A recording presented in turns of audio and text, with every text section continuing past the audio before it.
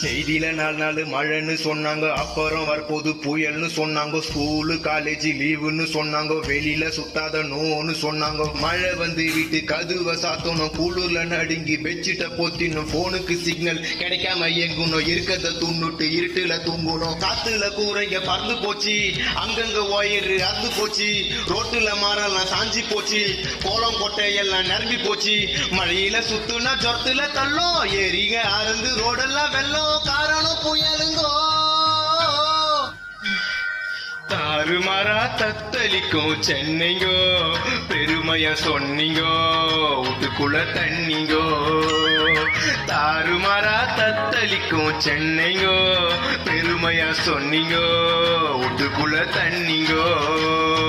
காத்து மழையில காஸ்ட்லிக்காரங்கெல்லாம் தண்ணியில அச்சும் போச்சு. இப்ப ஏகப்பட்ட சனம் பசி